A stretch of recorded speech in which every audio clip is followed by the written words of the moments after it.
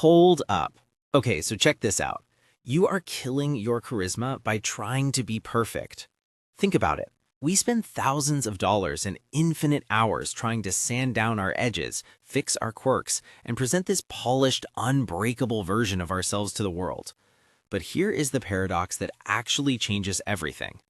The more you hide your flaws, the more you actually push people away. Because nobody trusts a person with no cracks. My name is Finn, and I spend way too much time thinking about social engineering, biological attraction, and the systems that make us human.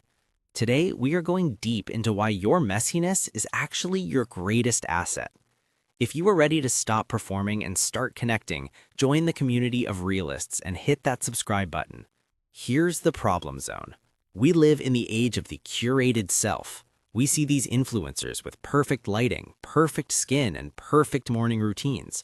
And our brain tells us that if we can just reach that level of polish, we will finally be loved. But that is a mechanical error. Advice that tells you to fake it until you make it actually creates a barrier. It makes you a mannequin. And you can admire a mannequin, but you can never love one. Let's look at the data. Point 1. The Pratfall Effect. There's this famous social psychology study where they recorded people answering quiz questions. One person was a total genius, answered everything right. Another person was average. But here's the kicker. When the genius spilled coffee on themselves, everyone liked them more. Why? Because the flaw humanized the excellence. It made them relatable. Point 2. The amygdala hijack. When we meet someone perfect, our brain doesn't feel attracted, it feels threatened. Our internal social comparison engine kicks in. We start counting our own flaws because we don't see any in you. But when you admit you're struggling or you show that weird gap in your teeth, you actually lower the cortisol levels of the people around you. You give them biological permission to breathe. Point 3. Wabi-Sabi and the gold seams. In Japan, they have kintsugi. When a bowl breaks, they don't throw it away. They repair it with gold-dusted lacquer. They believe the break makes it more beautiful because it has a history. Your failures aren't things to be hidden. They're the gold seams that make your character valuable. Which brings me to the most important part.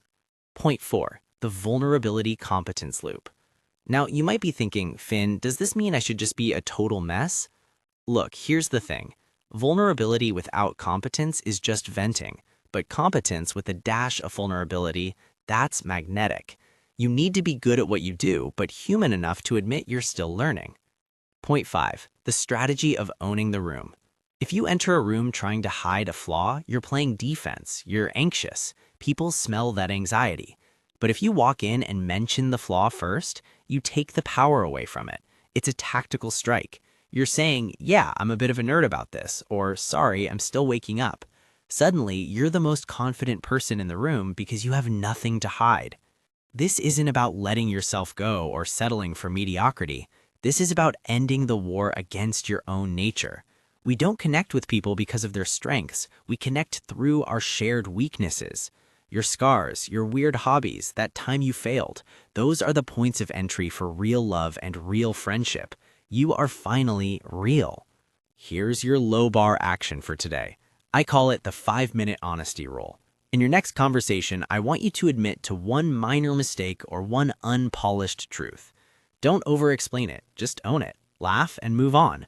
Watch how the energy in the room shifts from competition to connection. But hey, that's just one perspective. Shift your point of view and the whole picture changes. Thanks for watching.